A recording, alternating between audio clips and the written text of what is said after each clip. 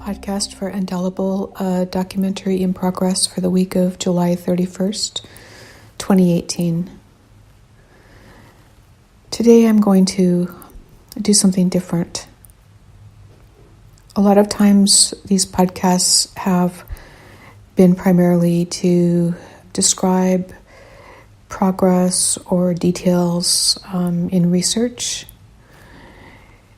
But there's another kind of process that is part of creating this project, and that involves observation. So that is reading and observing, looking within and without, and then noticing and forming a concept or an idea based on this noticing. And so today, I'm going to offer an observation for your consideration. And maybe you too have noticed it, but maybe not. So, here we go. It appears there's a movement going on. It's a movement towards divisiveness. It is among us. It is moving with increasing energy. It has been building for some time. True, it is nothing new. It's something that comes and goes in history.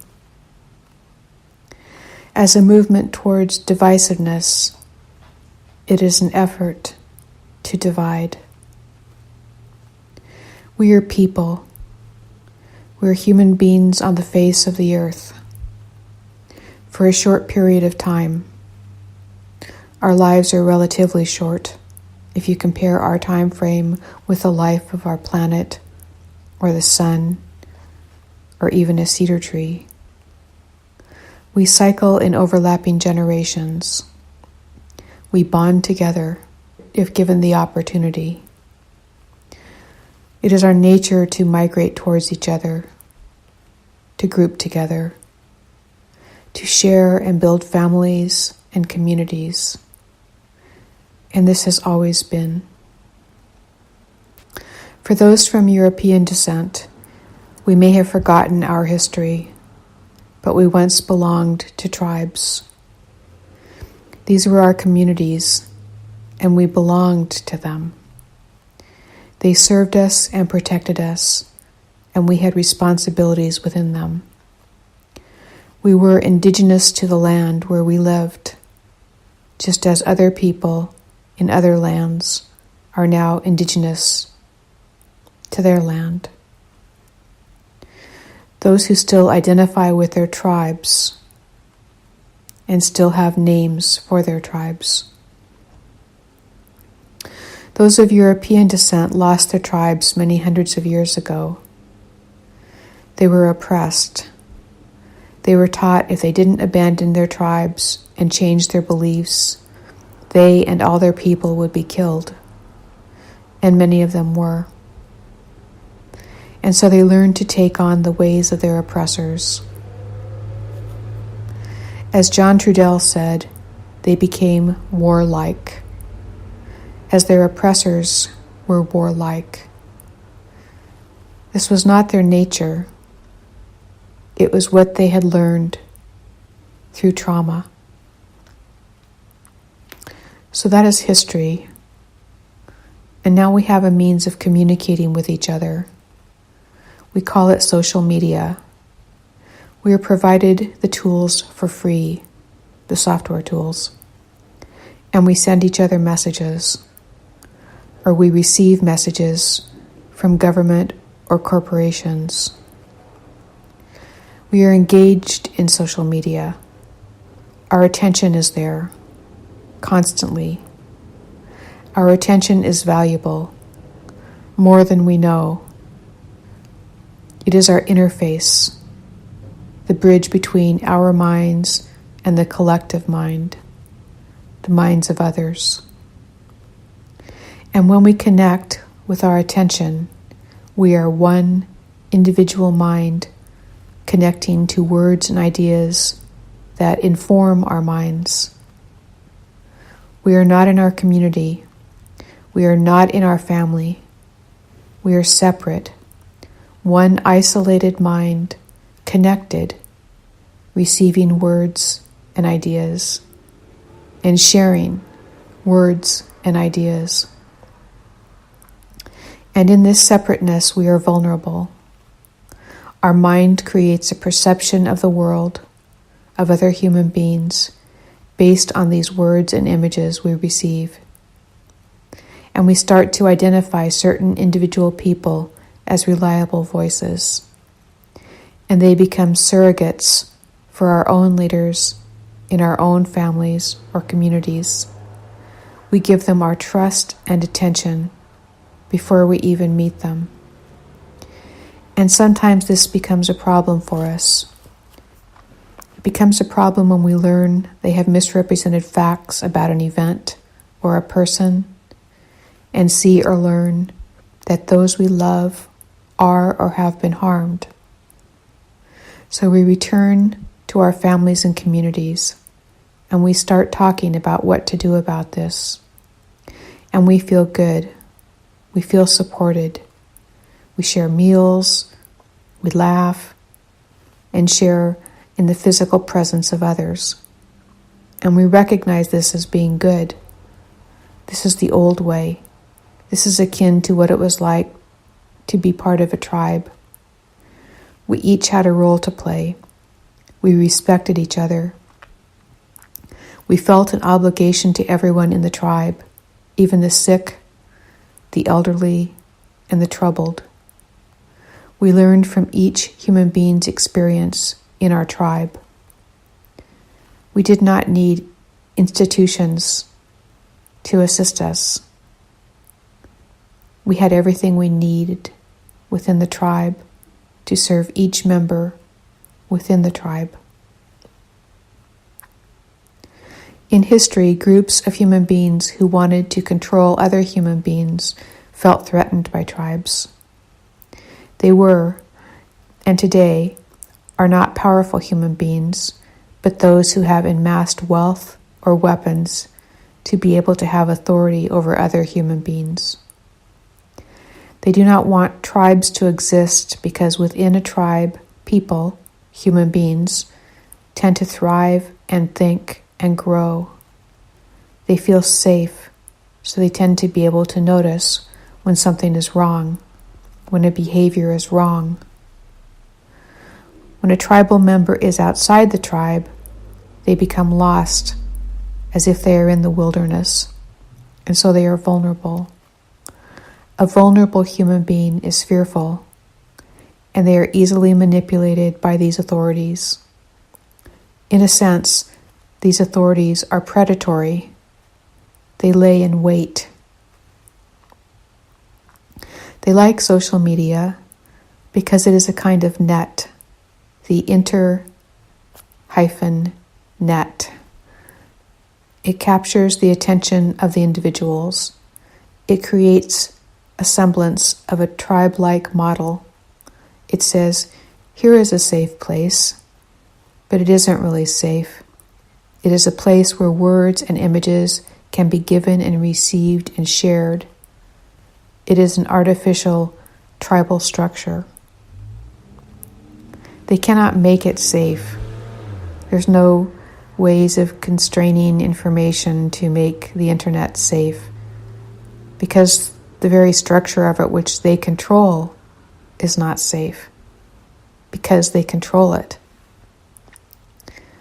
When you spend most of your time with your attention on social media, you spend less time in your tribe with human beings, and the tribe of human beings becomes weaker.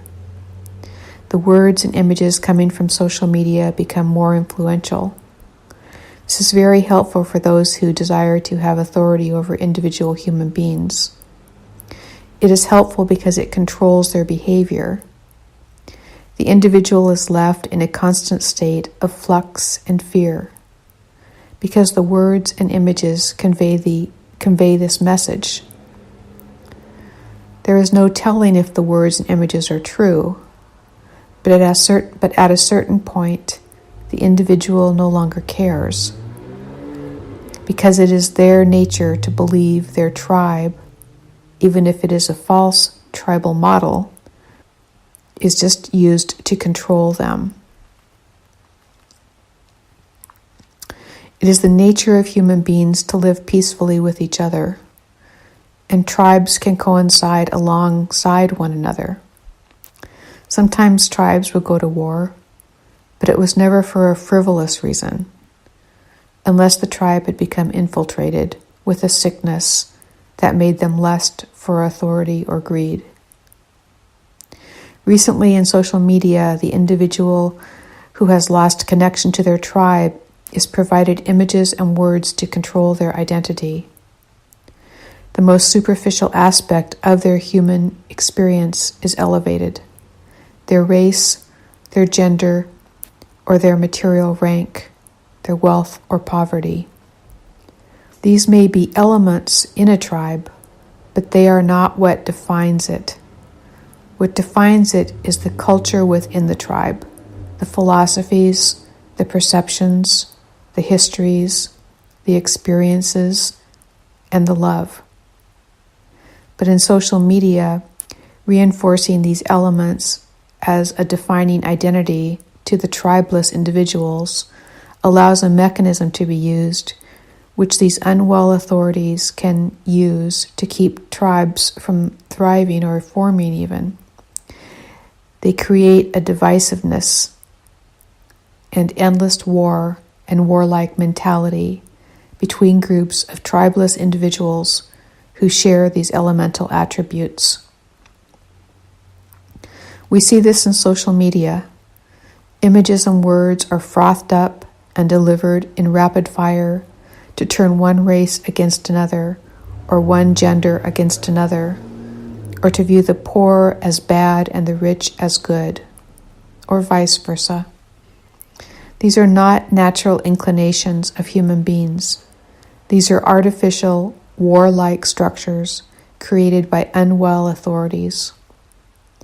Sadly, these unwell authorities will even create events in real life as sources to use to generate this divisiveness. They will kill, rape, or murder innocent human beings. They do this with impunity. The more shock it will cause to the tribeless individuals, the better it works for them. The more shock a named leader can create, the better it works for them. It works to distract and divide. We can see this is true if we look a little deeper. These wars between individuals who have lost their connection to their tribes sometimes begin to form new tribes in the course of these wars. They start to thrive and help each other.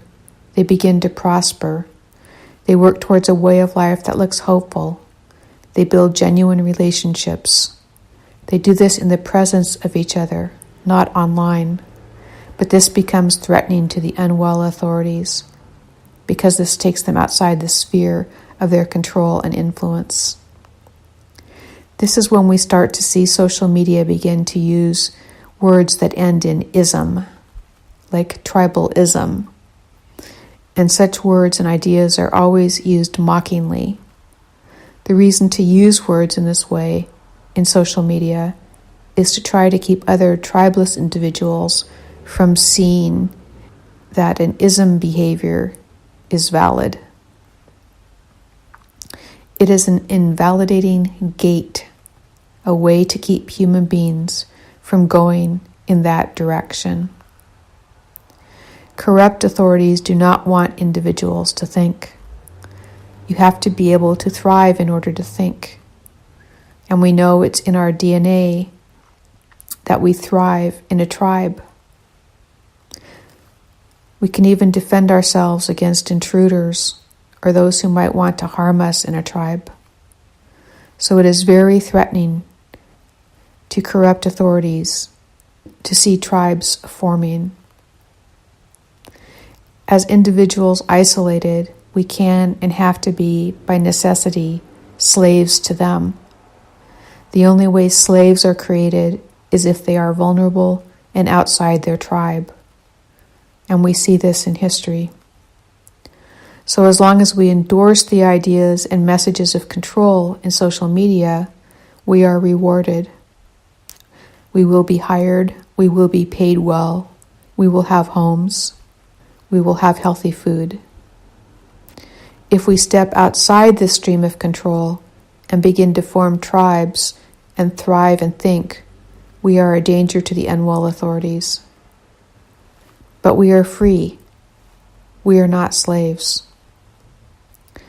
If the unwell authorities see that you have stepped too far outside of their stream of control, you will be sent to prison. And at their core, prisons are conditioning centers. They are permanent slave farms. Not only do they exploit your labor in prison, paying you pennies versus dollars, they also make it very clear to you that even if you leave, you will have to work for the corrupt authorities and assist them. And if you return to tribal behavior, you will be returned to the prison. Prisons are places where you learn through pain and suffering how to serve well these unwell authorities. Prisons are places where spirits are broken. We as human beings have power. We can create and think and build. We can evolve. If we can't think, we can only use our human bodies as labor. In order to thrive, we have to have our spirits intact. We have to be able to remember our ancestors and the history within our DNA. By breaking our spirit, they break our ability to remember this powerful part of our being. There are many prisons constructed by these unwell authorities. Some are buildings. Others are the result of smear campaigns, prisons of isolation and poverty. Some are defined by fear. Prisons of any type are destructive to the human being. They do not protect anyone. They only spread illness and serve the unwell authorities. And that's all I have for today. I'm going to be doing a series of podcasts that will be different than the podcast that you've received previously. They are going to involve more details, more research, and be more structured. I'm taking time to construct them thoughtfully, so hopefully that will come across. Okay, take care.